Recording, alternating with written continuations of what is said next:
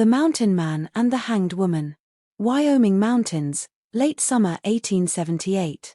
Samuel Hayes lived alone in the mountains. He was done with people, done with war. His wife and little girl had died years ago in a fight that wasn't theirs. Now he just wanted peace in his small cabin among the pine trees. One cold morning, Samuel woke up and saw something wrong. A woman was hanging from his roof, blonde hair touching the door below. Someone had burned ugly words into his door, Apache lover. His heart pounded. He grabbed his gun, then stopped. Killing wasn't what scared him anymore. When he got closer, he saw her chest moving. She was alive, barely. Her face was dirty and bloody, but she was breathing. Samuel lifted her down, gentle as he could. She felt light as a bird in his arms. Then gunshots rang out in the distance. Someone was coming. Someone knew she wasn't dead. Samuel ran with her to his hidden shelter by the stream. He laid her on furs and blankets, watching her breathe like it was the most important sound in the world. She burned with fever for 2 days. Samuel cleaned her wounds and gave her cool water. She only spoke once, whispering a name, Iona Strongheart. On the 3rd night, she woke up screaming. She clawed at her neck and tried to reach for his knife. "Get away. Let me go. I'll die before you take me back." Samuel caught her hands. "You're safe now," he said quietly. "You're not there anymore." She didn't believe him. Her eyes were wild with fear. "Don't," he said when she lunged for the blade. "Not like this. Not when you made it this far." She collapsed against him, shaking. Then she asked, "Who are you?" "Samuel Hayes. This is my place." She sat on the floor, arms wrapped around herself like a hurt child. Finally, she whispered, "I'm Victoria Sterling." The name hit Samuel like a punch. He knew that name. Marcus Sterling, the rich man who paid soldiers to kill Apache people. "He's my father," she said flatly. "Or was. I ran away years ago when he hit me for the last time." She told him about Iona, the Apache man who saved her. How they lived together in the canyons, how she learned his language and wore his mother's beads. "They came for us last winter," she said, tears flowing. "White men my father paid. They killed Iona. Called me witch, Apache lover.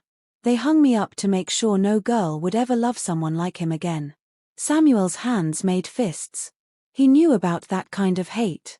"You can hate me," she whispered. "Everyone else does." Samuel looked into the fire. "I don't hate you. The ones who say you betrayed your people never knew what real love looks like." For the first time since her world burned, Victoria cried without shame. That night, Samuel sat outside thinking about his own ghosts. 15 years ago, he'd been a soldier. His unit was ordered to protect an Apache village, but other men came with torches anyway. The village burned. Women and children died. Samuel's wife and daughter had been visiting a friend there. Wrong place, wrong time. He found them by the river, shot down in the madness. The man who led that attack was Jonas Fletcher, the same man who hated anyone who showed kindness to Apache people. Samuel buried his family and broke his gun. He swore he'd never fight again. Until now. Robert built Annabeth a small house deeper in the woods.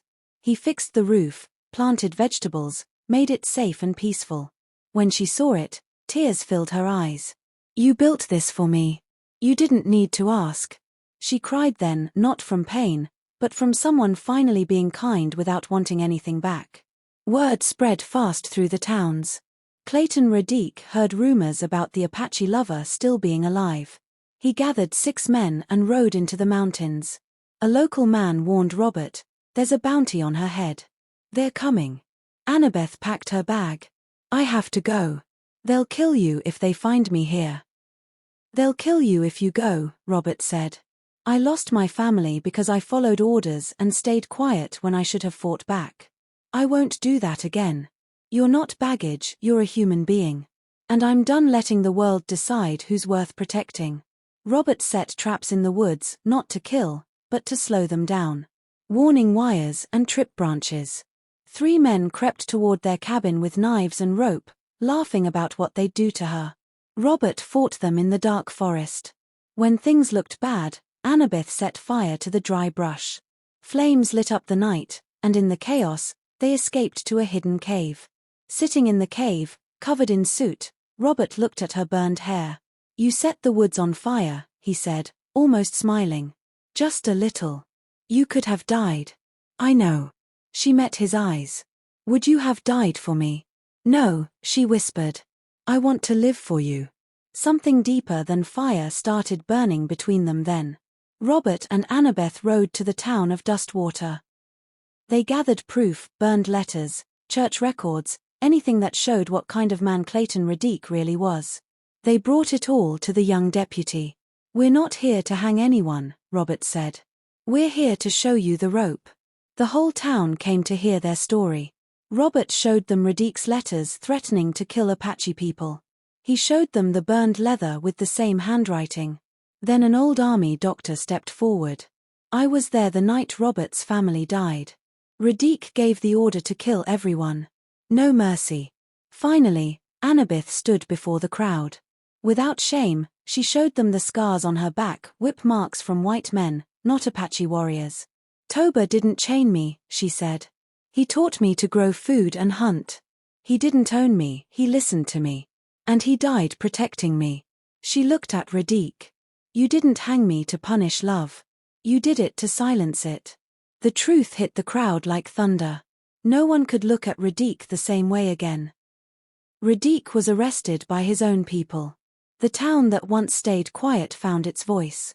Robert and Annabeth left before dawn, riding back to the mountains where names didn't matter, only breath, earth, and sky. They fixed up the old cabin together. Robert built rooms with hands that remembered more than war. Annabeth painted the door blue. "For peace," she said.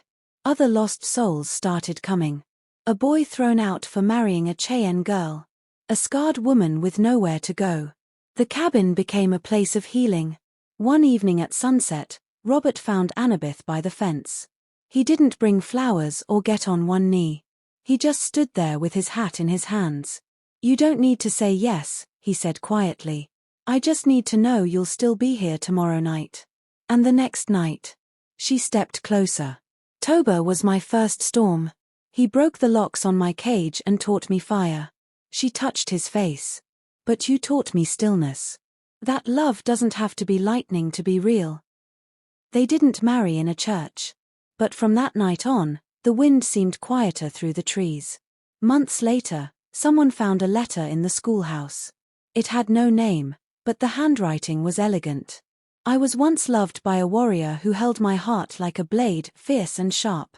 Now I live with a man who holds my heart like soil, soft and strong enough to plant something in. One taught me how to fight. The other taught me how to stay. Love isn't proven by how loud you shout or how far you run. It's proven by how long you stay when the fire is out and the nights are quiet. He is not my captor. He is not my savior. He is simply the one who stayed. And that is enough." In a land carved by wind and fire, two broken souls found something they thought was lost forever. Not just survival, but peace. Not just memory, but a reason to stay. Robert and Annabeth were never crowned by church bells or written in history books. But their story lives on in the cabin on the ridge, in the blue wildflowers that bloom every spring, and in the quiet truth that love, when chosen freely, can heal even the deepest scars. In the heart of the American frontier, where survival was never guaranteed and kindness was a rare gift, some stories remind us that love can bloom even in the harshest ground. This is one of those stories.